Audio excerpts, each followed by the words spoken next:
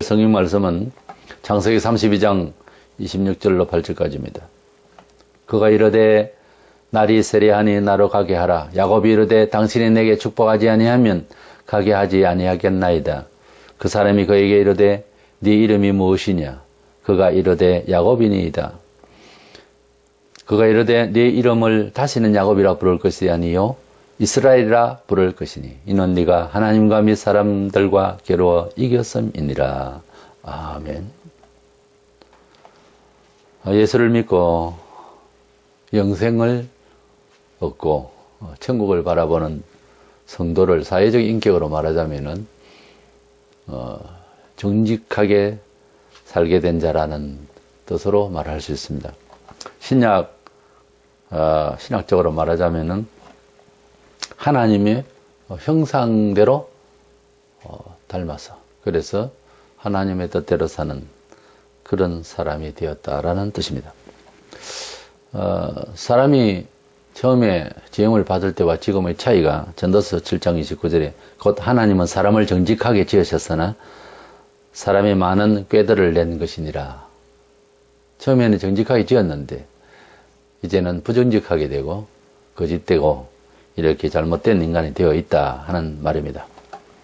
모든 지구촌에서 난 인생은 어느 시대 어느 족속에서 났던 똑같은 성정을 가지고 부정직하게 살아가게 되는 이런 인생이 되어버렸습니다. 본문은 구약의 족장인 야곱이 아버지와 형을 속이고 멀리 도망가서 20년 동안 외지에서 살다가 고향으로 돌아오는 과정에 그가 죄가 생각이 나서 야복 나루트에서 천사와 씨름하면서 회개하고 그래서 변화되는 장면입니다. 그래서 우리는 오늘 정직한 자, 실질적으로 하나님 앞에 지켜져야 할 내 자신의 자아를 찾기 위해서 정직한 자라고 하는 주제로 말씀을 나누고자 합니다. 첫째로는 우리 인간에게 있어서 어떠한 교육과 어떤 처지에 있든 간에 사람은 스스로 모두가 두 개의 자아가 있음을 반드시 인지하고 살아야 됩니다. 어떤 심리학자가 말하기를 대부분의 사람은 자기 자신을 5배 이상 더 잘난 줄로 착각을 하고 산답니다. 그러니까 오늘의 나 자신의 내가 거울을 보고 또 인격을 생각하는 그 5배 이하로 더 못났다고 생각하면 참으로 부끄럽고 끔찍하죠. 그런데 이 사람이 얼마나 교만해지면은 자기가 신인 줄 알고 착각을 하고 예수다 하나님이다 그러면서 막 교주가 되어버리는 수도 생깁니다. 사람이 얼마나 인간에 대한 존재에 대해서 그 가치가 얼마나 비천한데 그걸 모르고 교만하다 이렇게 되는 수가 생깁니다. 사람이 이단이 되거나 이상한 교주가 되거나 신격화 되거나 또는 어떤 공동체에서 너무 높임을 받아서 자기가 무슨 신이나 되는 것처럼 하는 이런 생각들과 자기에는 사실은 다 착각이지요.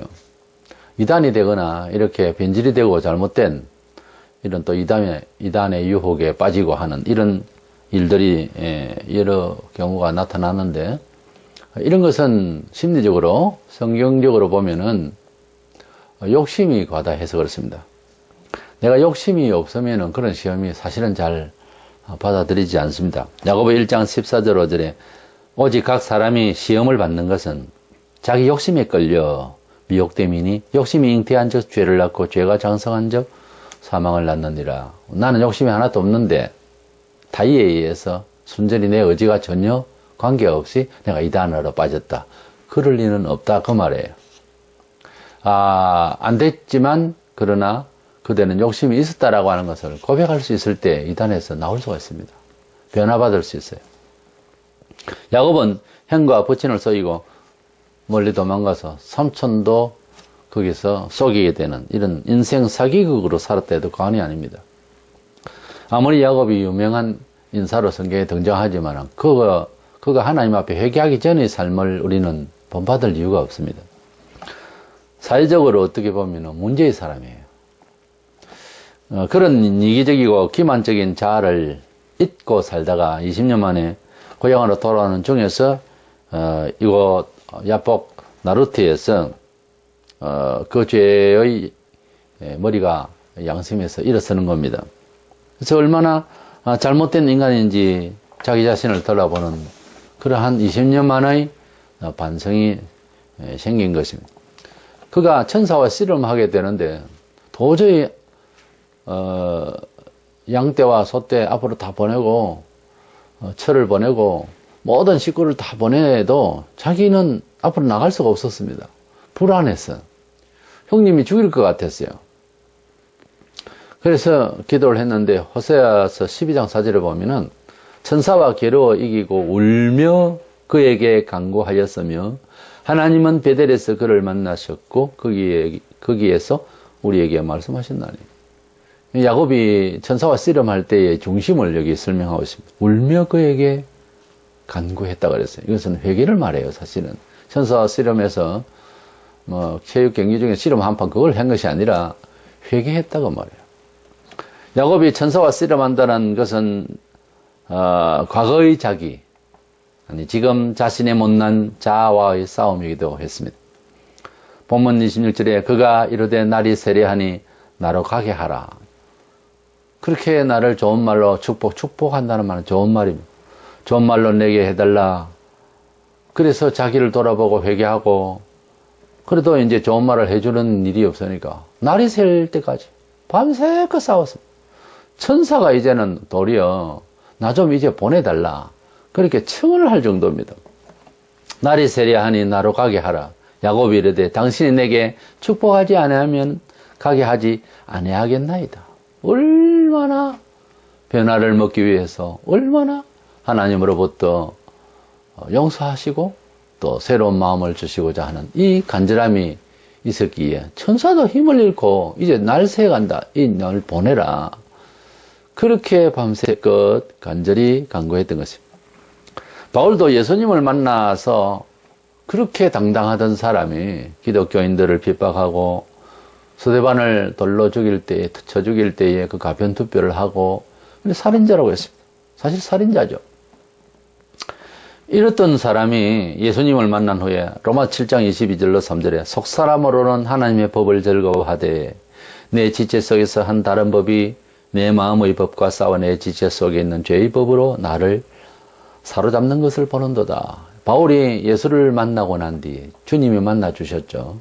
그러고 난 뒤에 변화되고 난 뒤에 무엇을 깨달았나 하면 내 마음으로는 하나님의 법을 즐거워하고 선을 쫓아 살고자 하는데 육신의 그러니까 본성으로서는 내가 죄가 있다고 사도 바울이 분명히 말하고 있습니다. 구원파에서는 하나님 믿으면은 죄를 짓지 않기 때문에 주기도문도 하지 않습니다. 그들은 그렇게 해석을 해요. 근데 사도인 바울은 이렇게 자기 자신이 못난 모습, 본성이 하나님 만나서 하나님 위하여서 살고자 하는 마음을 흔들고 있다는 것입니다. 이것이 솔직한 사도의 고백이었고 우리의 경험이고 우리가 고백해야 할 내용인 것입니다. 인생들이 진정 죄인인 줄 모르는 것은 거짓된 자아를 잠재우고 있던 것입니다. 그래서 야곱이 20년 동안 잠재우고 있었던 것처럼 우리가 겸손하지 못하고 우리가 죄인인 줄 모르고 일상에서 우리가 하나님의 은혜를 어쩌면 받지 못하는 내용이 왜 그러냐 하면 나의 못난 모습을 잠을 재우고 있기 때문에 그렇습니다. 나의 못난 모습을 커버하고 다른 말로 변명하고 잊어버리고요. 또 그래서 아닌 듯이 체면화되어 버려요. 자기 자신이. 그러다가 어느 날 말씀의 은혜를 받으면은 속에 있던 묻혀있던 것이 이제 튀어나오는 거예요. 그걸 회개라고 그래요. 우리가 일상에서 바울처럼 그렇게 감각이 살아있어야 늘 성령님의 은혜, 하나님의 감동적인 은혜의 역사가 일어나게 될 것인데 우리는 잠을 재우고 있어요.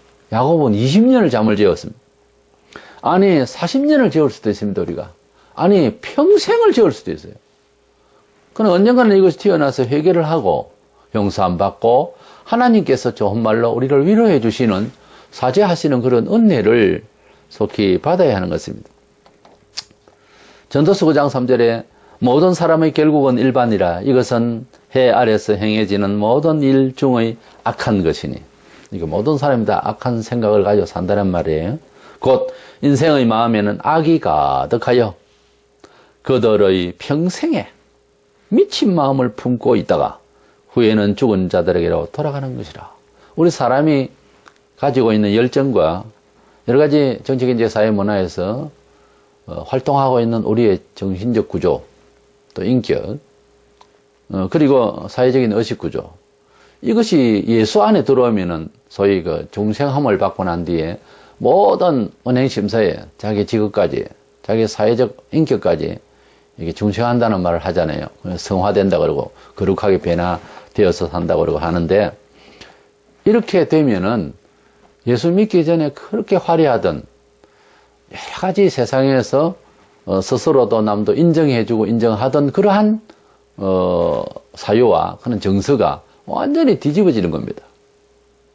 그 삶 자체를 부정하자는 것이 아니고 그런 가치를 이해하고 있던 것이 이념이 변하는 거예요. 가치 변화가 있어요. 예수를 믿게 되면은 자기가 하고 있는 일 자체도 가치 변화가 있습니다. 목표가 달라지고, 그리고 제스처를 어떻게 이 회사를, 어떻게 이 물건을, 어떻게 이 나의 달란트를, 그 태도가 달라지는 거예요. 그래서 방향이 달라지니까 방법도 달라지고요. 같은 일을 하다가 예수님을 믿게 되면은, 중생을 하게 되면은 모든 내가 손끝으로 바라보는 것, 마음으로 여기는 모든 것들도 전부 변화를 받아서 다르게 형식을 갖추게 되는 거예요. 그러니까 어떤 경우에는 아주 극단적인 생사가 달려있는 이런 일도 생기고요.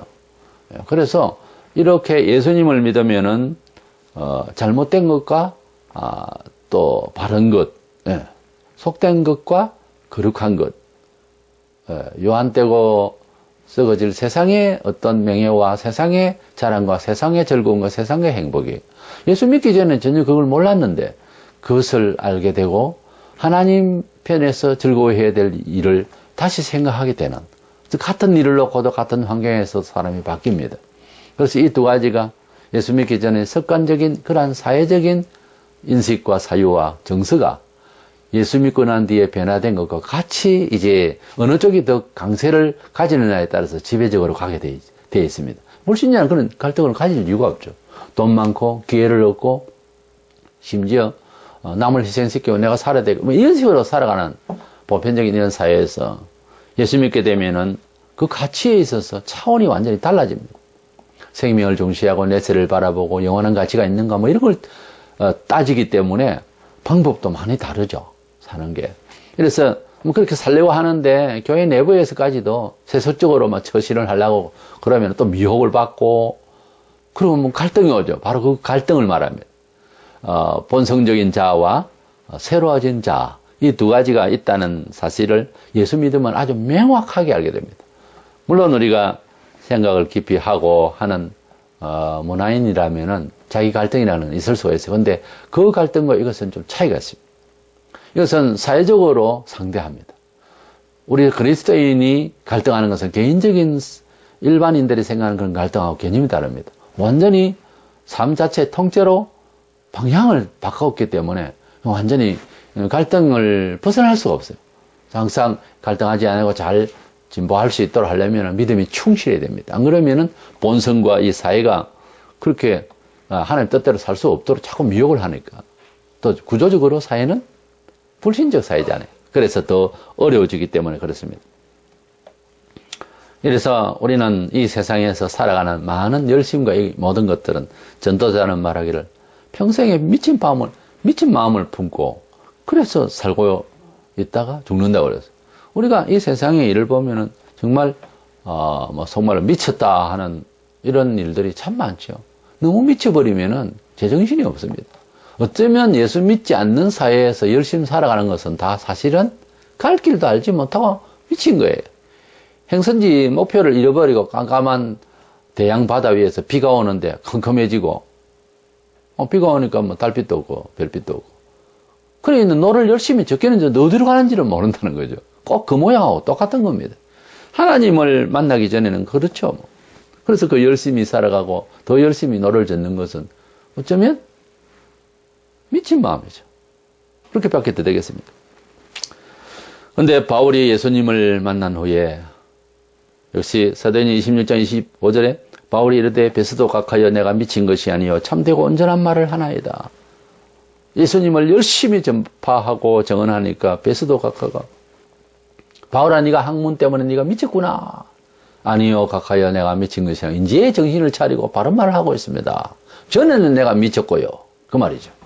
그래서 그리스도 밖에 있었던 열심, 그것은 유대인의 율법사로서의 어떤 그런 특수한 상황은 있지만은 어쨌든 그리스도 밖에 있는 모든 삶은 다 미친 것이고, 지금은 예수 안에서 말하는 것은 광신도 같고 너무 가불한 것 같고 해도 그것이 제대로 인생을 찾은 거죠. 그래서 정신 차린 말을 하나이다 하는 상황이 되는 겁니다. 현대인은 자아를 잃어버렸다는 말이 있습니다. 집과 회사 이렇게 왔다 갔다 하면 세계초처럼 이러니 자기 자신이 누군지를 잊어버릴 수밖에 없어요. 산다고 바빠서 정신이 없습니다. 삶에 미친 거죠. 제정신이 없는 거예요. 모든 것이 기계화되어지고 돌아가고 세상에 하루 종일 앉아있고 또 막노동하는 사람은 하루 종일 햇빛에 거슬리면서 정신없이 하루를 갑니다. 삶이란 게 어쩌다가 이 지구촌에 이렇게 어려운 삶이 어느 곳에든지, 책상에서 일하는 사람도 고달픕니다. 컴퓨터도 오래 갖고 쳐다보고 있으면 고달파요. 허리도 아프고. 오히려 산에서 나무를 캐고 그렇게 하는 일이 오히려 더 자연과 함께 나을 수가 있습니다. 육체적 고통이 조금 있지만 그것도 연습이 되면 오히려 그 단순 노동이 차라리 나아요. 그러나 그것도 고달픈 거죠, 사실은. 막 노동이나 뭐 IT 계통의 어떤 이런 생산업이나 또는 문학적인 일이나 예술적인 일, 모든 일도 다 쉬운 것이 없습니다. 이게 다 원죄로 인해서 이 지구촌의 삶이 어렵게 되리라고 하신 하나님의 형벌에 벗어날 수가 없는 상황인 거예요. 행여 저런 모습, 저런 환경에는 그런 하나님의 진노가 없으리라 천만에요. 달에 숨어도 있고 바다 밑으로 들어가도 똑같습니다. 절대로 우리 자신이 이 세상에서 힘들게 살아가고 있는 우리 자아를 변화시킬 수는 없어요. 어떤 작가가 그랬습니다. 비좁은 버스 안에서 누군가 내 신발을 밟을 때 그럴 경우가 있죠. 그 순간 나는 나를 감각할 수 있었다, 이런 말을 했습니다. 우리가 우리 자아를 얼마나 잃어버리고 사는가를 이 문학가는 이렇게 표현했던 것이죠. 그래서 우리는 우리 자신이 두 가지의 자아가 있다고 하는 사실을 안다면 언제라도 겸손을 위해서 그런 자세를 취해야 되고, 매 순간마다 차를 타고 잠시 가는 길에도, 걸어가는 길에도, 또 어떤 집을 방문했을 때 잠시 묵상하면서 주께서 주신 아름다운 선한 자아로 내 진로를 가게 하여 주옵소서. 주께서 주신 새로운 자아가 이 자리에 머물게 하여 주옵소서. 이런 기도가 필요한 것입니다.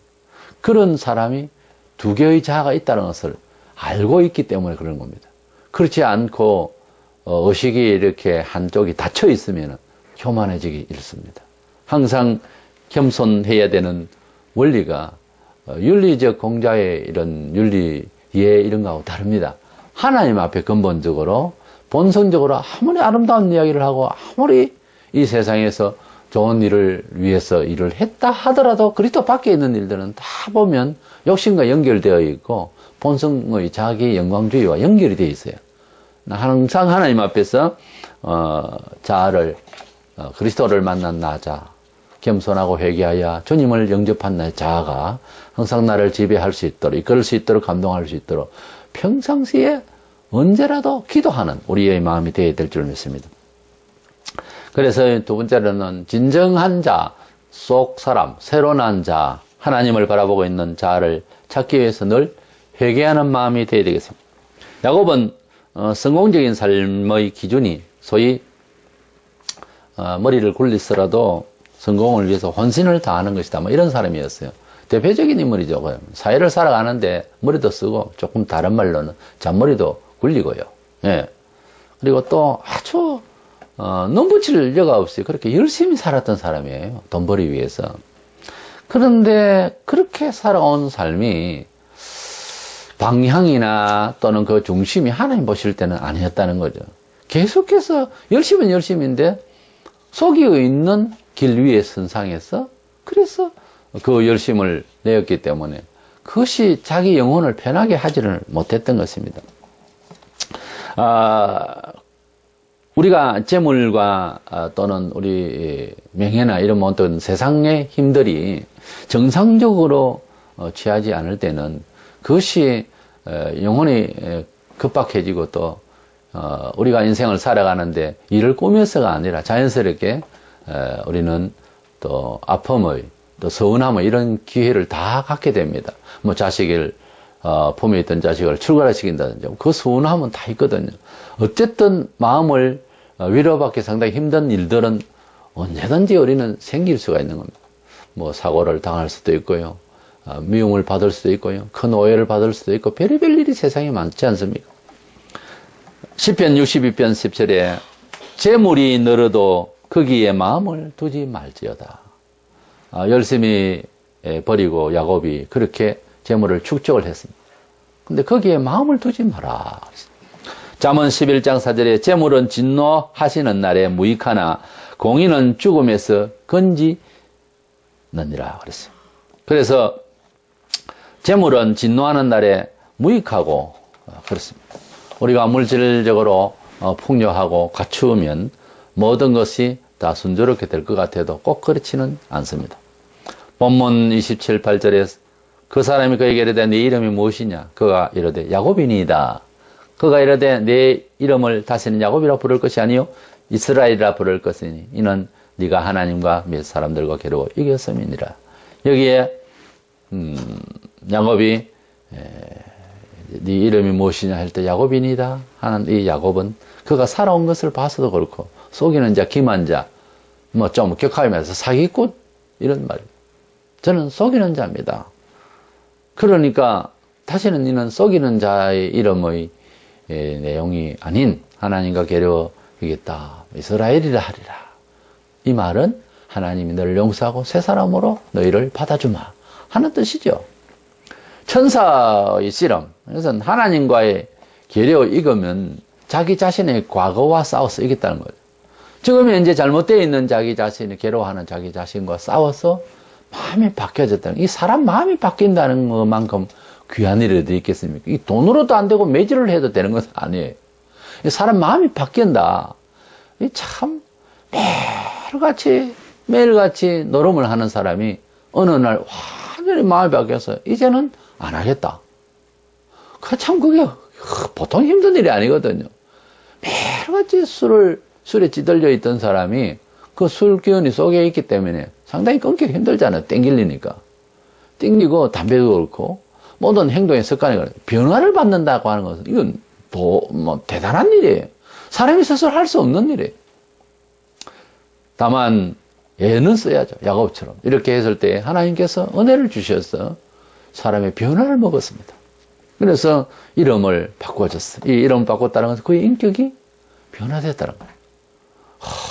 얼마나 밤새도록 20년 동안 묵은 죄를 20년 동안 가두었던 나를 뒤집어 놓는 거예요. 얼마나 힘들었겠습니까? 나중에 기도 다 마치고 나니까 환도뼈가 부러졌어요. 이렇게 엉치에 있는 이쪽 뼈가 부러졌고요. 얼마나 열심히 천사와 씨름하며 얼마나 자기를 그 못난 자에서 변화되기를 그렇게 강구했으면 그 몸이 어그러질 정도로 그렇게 해결을 했어요. 미리 좀 했으면 야곱이 그렇게까지는 아닐 것 아닙니까? 바울이 또 역시 주님을 만난 후에 겸손할 수밖에 없었던 것을 보게 되는데 고린도후서 2장 10절에 보면 그러므로 내가 그리스도를 위하여 약한 것들과 능력과 궁핍과 핍박과 고난을 기뻐하노니 이는 내가 약할 그때에 곧 강함이니라. 바울은 우리 일상의 보통 사람들과 마찬가지입니다. 유대율법사로 있을 때에 자기가 명예가 있고 또 열심히 있고 좋은 가문에서 빼대 있는 가문에서 철저한 교육을 받고 이것이 자기 자랑이고 사회가 인정해주는 모든 스펙이라고 할까요? 근데 그런 것들이 오히려 실패를 하게 하고 오히려 그런 것들 때문에 그리스도를 핍박하게 되는 이런 여건이 되어버렸잖아요. 그리스도를 핍박한다는 말은 다른 말로 한 인물을 핍박한다는 것이 아니라 진리를 대적한다는 말이에요. 구원을 대적한다는 말이고 하나님이 심판을 쌓는다는 말이에요. 원래는. 또 이 짓을 했으니 차라리 나는 능력을 받고 나는 궁핍하고 차라리 이렇게 연약할 때 하나님 도움을 오히려 채워달라고 하는 이런 기도가 있어서 하나님께서 나를 새롭게 강하게 하시니 차라리 나는 이걸 선택하겠다고 하는 완전히 삶의 처세가 바뀐 이런 사람이 된 거죠. 변화먹고 나면 그렇습니다. 신자와 불신자의 차이는 교회를 다닌다 안 다닌다 이런 걸로 말할 수가 없습니다. 신앙이 좋다 안 좋다는 말로서 고백하는 정도, 물론 신앙은 고백이 중요합니다. 그러나 말만 하고 행위가 전혀 안 보이는 것은 그것은 성경에서 이른바 새 사람의 말이 아닙니다. 에베소 4장 22절로 4절에 너희는 유혹의 욕심을 따라 썩어져가는 구습을 따른 옛사람을 벗어버리고 오직 너희의 심령이 새롭게 되어 하나님을 따라 의와 진리의 거룩함으로 지으심을 받은 새 사람을 입어라. 옛사람, 새사람 이렇게 대조를 하고 있습니다. 우리가 그리스도 안에서 믿음을 가졌지만 항상 옛사람, 그리스도 밖에서 생각하는 사유와 그런 가치 이런 것들이 우리 속에서 아직까지 있습니다. 늘 시험을 하고 늘 하나님 뜻대로 살라고 하는 것을 억누르고 막고 그리고 미혹을 하고 늘 그렇습니다. 이것을 이겨나가야 되는데 세상 사람들이 살아가는 대로 살기는 편해서 처세를 빨리 그쪽으로 가게 하는 내 본성의 자아가 있단 말이에요. 그러나 성경대로 산다고 하는 것은 막연하게 보이잖아요. 내만 손해를 봐야 되느냐 이렇게 되잖아요. 그래 그것에서 이겨나가야 되는 겁니다. 그것을 우리는 누구가 대신해 줄 수도 없습니다. 약간의 도움이 기도와 격려 이런 것을 통해서 믿음으로 격려입니다. 그것도 그렇게 하지만 오늘날 요즘 뭐 교회 격려 뭐 이런 배려 이런 것도요 믿음으로 나아가는데 지장이 오게 본성적으로 위로해 버리면은 처음에는 그건 좋은데 자기 신앙이 자라는 데는 오히려 장애가 됩니다. 자꾸 그런 식으로 위로하면은 하나님의 뜻대로 삶을 살아갈 수 있도록 끌어주는 그 아프지만 함께 끌어주는 믿음으로 끌어주는 이것은 상당히 좀 어렵습니다. 피하려고 그러죠. 왜냐하면 상대가 싫어하니까. 일반적인 어드바이스도 싫어하는데 내세지향적인 이런 것으로 끌어주려 하면 누가 선뜻 좋아하겠습니까? 그러나 그렇게 해줘야 됩니다. 옛사람을 벗어버리고 새사람을 입어라. 이런 두 가지 갈등 중에 우리는 늘 항상 새사람 쪽의 방향 감각을 하나님의 말씀 안에서 권면을 받고 순종하면서 새롭게 개척해 나갈 수 있는 우리 마음이 되기를 원하는 것입니다. 골로새 3장 9절로 10절에 보면 너희가 서로 거짓말을 하지 말라. 옛사람과 그 행위를 벗어버리고 새사람을 입었으니 이는 자기를 창조하신 이의 형상을 따라 지식에까지 새롭게 하심을 입은 자니라. 우리가 하나님을 만났을 때 단지 교회를 나가는 문화인이다 이것이 아닙니다. 지식, 가치, 처세가 다 바뀌었다는 거예요. 하나님 말씀대로 하나님의 뜻대로 죄의 근성이 있어서 얼른 깨우치지도 못하고 오래 다니도 잘 깨우치지를 못해요. 사실은. 근데 이것을 깨우치려고 그러고 이것을 새 사람의 법이라고 알고 많이 알고 더 깊이 알아서 존귀하신 하나님의 그 말씀대로 존귀한 하나님의 존귀한 자녀다움에 그 거룩할 성자가 성도라고 할 때는 그 존귀함입니다. 하나님의 존귀한 자녀다운 삶을 처세를 가져야 되는 것입니다. 마침내 그 하나님의 자녀의 자태를 끝까지 고수하려다 하다 보면은 세속의 사람들이 어지간하면 이제 합의해서 살아갈 수 있는 일도 예수만 그리스도요 하나님만 참신이다고 끝까지 가다 보면은 순교까지 감행을 해야 되는 경우가 발생합니다. 어쩌면 기독교는 어떤 교단의 이미지보다 순교적 신앙이에요. 기독교는 순교적 신앙이에요. 부활을 입기 위해서 우리에게 입혀주시기 위해서 주님이 돌아가셨습니다. 죽음이 없이는 십자가의 고난이 없이는 영광의 멸류관이 없어요. 부활의 영광을 승리의 영광을 영생의 영광을 가지려면 세속적이고 이런 것들이 죽어야 되거든요. 그러니까 기독교는 뭔가 죽고 새로운 걸 얻는 겁니다. 생명을. 이것이 뭔가를 버리고 뭔가를 찾아야 되고 처세는 항상 널려져 있습니다. 세속적인 것은 쉽죠. 누가 때리면 뭐 고발해버리고 간단합니다만은 그러나 하나님의 뜻은 이제 삶의 하나하나 다 있습니다. 성경에 모든 문화, 국가 간, 문화 간 이런 것이 다 있어요. 성경에 찾아보면 성경대로 하나님의 백성다움을 채통을 지켜나가기에는 너무나도 힘들어요. 너무나도 힘들어요. 그것을 가르친다고 목사를 반박하고 그래가 될 일은 아니고요. 권면을 하는 행제를 미워하고 이래서는 안 되고 내 자신과의 야곱처럼 이런 싸움이 있어서 변화를 받아야 되는 것입니다. 돈과 지식으로서 자신을 거치를 한다고 행복해지는 것은 결코 아닙니다. 야곱이 그의 인생을 회상하면서 한 말이 있습니다. 야곱은 열심히 했죠. 웬만하면 뭐 썩이서라도 좀 장사하고 그러잖아요. 그렇게 살았어요, 야곱이. 근데 야곱이 인생을 다 돌아보면서 바로왕 앞에서 한 말이 있습니다. 창세기 47장 9절에 야곱이 바로에게 이르되 내 나그네의 길의 세월이 130년이니이다. 내 나이가 얼마 못되니 우리 조상의 나그네의 길의 연조에 미치지 못하나 험악한 세월을 보내었나이다. 그랬어요.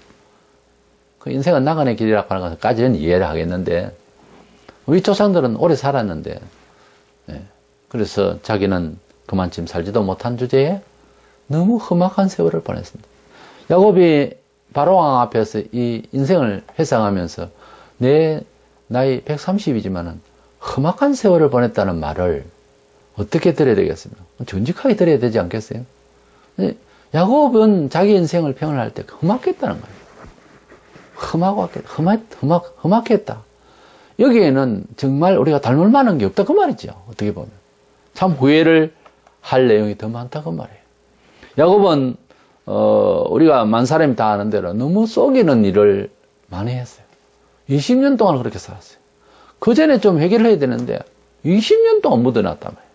그런데 반성하고 난 데는 좀 다르게 살았지만은 반드시 구약에도 신약에도 마찬가지로 죄사함은 받지만은요 거기에 대한 응징에 대해서 하나님께서 약간의 그 어떤 괴로움은 주시게 되어 있습니다. 원래 용서는 받지만은요 화까지 하나도 없어지는 건 아니에요. 우리가 원죄를 용서받아도 죽음은 맞아야 되거든요.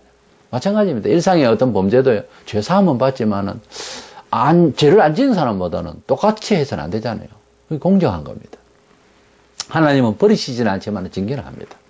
그러니 죄를 지어서는 안 된다는 결론이에요. 사실은. 그래서, 사죄는 받고, 갚을 거는 갚고, 구약에도 보면. 그렇게 돼 있거든요. 그래서, 야곱이 비록 야복 나루트에서 한도뼈 부러질 때까지 했지만 그러나 그가 당한 고통은 형님 만나는 것도까지도 좋았는데 당장 와자마자 딸이 험악한 일을 당하고 야곱이 일생 많은 괴로움을 받았어요. 그래서 회개는 용서는 받았지만 회개해서 그가 지은 죄에 대해서 반성을 더 할 수 있는 기회, 더 겸손할 수 있는 기회를 주시려고 했는지 모르지만 참 어려움이 많았었습니다. 인생 그래서 거짓말하고 살면 안 된다고 말해요. 인생 그래서 하나님의 뜻을 대적하면 안 됩니다. 유대인들이 하나님을 대적하고 하나님을 대적하고 그리고 메시아를 죽이고 그 죄를 그냥 지나갈 줄 알았어요. 아닙니다. 우리 자손에게까지 돌려라 그 소리까지 그래 말 안 해도 돌릴 참입니다. 하나님은. 그러니까 하나님을 불순종하고 괜찮을 것이다. 아니요. 안 괜찮습니다. 잘 못한 것을 내가 잊어버린다고 해서 하나님이 잊어버린 건데 아니요. 때린 놈은 잊어도 맞은 놈은 못 잊는다는 말이 있습니다. 하나님은 반드시 찾아냅니다. 그러니까 예수 믿으면은 가능한 죄를 안 지어야 되는 거예요. 실수도 줄여야 되고요. 반드시 하나님 아버지가 용서하시고 천만에요. 용서도 마음대로 안 됩니다. 이게 원래. 그리고 벌을 받아요. 야곱에서 우리가 분명하게 보지 않습니까? 우리는 이렇게 야곱의 생애를 돌아보면서 남의 이야기 아니다는 거죠. 반드시 사람은 두 정신의 세계가 있다. 두 자아가 있다. 반드시 회개는 해야 된다. 늦으면 늦을수록 안 좋다는 거죠. 우리는 우리 자신을 날마다 그렇게 돌이켜봐야 됩니다. 창세기 1장에 하나님께서 천지 만물을 지으실 때 매일매일 지으시고 꾸미시고 이렇게 하실 때에 매일 뭐라고 그랬습니까? 보시기에 좋았더라. 제일 마지막 날은 심히 좋았더라 그랬어요. 하나님은 매일매일 하시는 일과 자신을 돌아보면서 자평을 할 때 참 좋았더라. 헬라어는 LXS에 70인역에 보면 칼로언어로 번역을 하는데 이것은 선하다는 뜻이에요. 온전하다는 뜻이에요.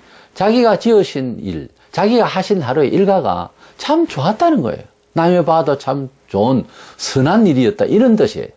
하나님은 매일매일 자평을 하셨어요. 우리는 초등학교 때 일기를 써보고 그 이후로는 대부분 다 일기를 안 쓰죠 사실은. 일기를 안 쓰더라도 어른이 되어도 매일 자기를 돌아보는, 특별히 우리 성도들은 자기를 돌아볼 때 참 좋았더라. 이렇게 아버지를 닮아서 그렇게 말할 수 있는 일가가 된다면 얼마나 좋겠습니까? 땀 흘려 오늘 열심히 주의 뜻대로요. 땀을 흘려 잘 인내하여 용서하여 위하여 충성하여 일가라 보라. 오늘 참 좋았다. 그렇게 되는 거예요. 하나님께서 하루하루 참 좋았더라. 그리고 6일 동안 다 일하시고 난 데는 심히 좋았더라. 사도 바울과 베드로와 모든 위대한 믿음의 영웅들은 보면은 마지막까지 주실 상급을 바라보면서 깔끔하게 자기 인생들을 바쳤던 것입니다.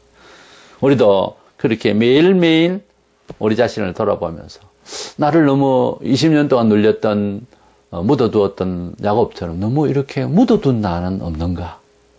다른 사람은 나에 대해서 이제 시비하고 싶은 잘못된 것이 있는데 나만 잊어버리고 있으면 이게 안 되잖아요. 그래서 항상 깨우쳐서 나를 깨우쳐서 회개하고 이렇게 돌이켜서 야곱은 20년 만입니다만은 어떤 경우는 40년도 갈 수. 저는 어머님이 어떤 분인가, 즉 부모님이 어떤 분인가에 대해서 나이 40대던 해 아침에 엄청나게 울었습니다. 나는 어머님이 어떤 분인 줄로 40년 만에 알았다는 거예요. 그만큼 저는 불효했습니다. 어쨌든 우리는 어떤 면에서 하나님의 그 사랑을 진짜 깨우치기를 몇십 년 만에 깨우칠 수도 있어요. 잘못하면. 그냥 교회를 왔다 갔다 하지. 거칠에만 이렇게 돌고. 근데 하나님을 정말 만나면 온몸이 떨립니다. 두렵고. 무릎을 꿇고 하나님 앞에서 얼마나 두렵습니까? 그 사랑, 그 은혜, 그 하나님의 존재하심을, 임재를 느끼면 얼마나 인생이 죄인이고 얼마나 살떨립니다. 얼마나 두려운지 모릅니다. 그런 죄인인 줄 평상시에 모르니까 건방지고 순종 안 하고 말이 많은 겁니다. 근데 하나님을 제대로 만나면 야곱이 뼈가 부러질 때까지 기도할 수밖에 없는, 진짜 야곱이 하나님을 만난 것은요, 베델에서 만났다기보다 야복 나루트에서 만난 겁니다. 그 야곱의 터닝 포인트는, 그 야곱의 진짜 인생을 찾기는 야복 나루트예요. 사람이 자기를 돌아본다. 그것은 가만히 앉아서 편안하게 묵상하는 정도가 아닙니다. 하나님을 만나 정말 밤새 끄기도 하며, 나는 못난입니다. 나는 야곱입니다. 나는 기만자입니다. 그렇게 인생을 아버지, 형님, 삼촌을 속인 것이 아니라 내 자신을 속인 지 20년이 되고 말이에요. 야곱은 남도 속이고 자기도 속인 거예요. 그렇게 살다가 그렇게 회개를 한 거예요. 나중에 참 요셉이 총리가 되고 나중에 그런 말년에 행복한 시간이 왔습니다만, 다만 회개를 빨리 해서 우리가 하나님이 보시기에 좋은 그런 사람으로 변화받아야 됩니다. 그래서 오늘 주제를 잘 생각하세요. 정직한 자를 찾으십시오. 정직한 자를 찾아야 됩니다. 우리는 일상에서 잘못된 부정스러운 인간의 본성적인 데서 우리가 늘 항상 편리하게 살려고 합니다. 우리는 정직한 자를 위해서 야곱처럼 각자 자기의 처소에서 야복 나루트를 찾아서 기도하는, 그래서 변화받는 저와 여러분 되셔서 은혜를 새롭게 받는 일이 있기를 축원합니다.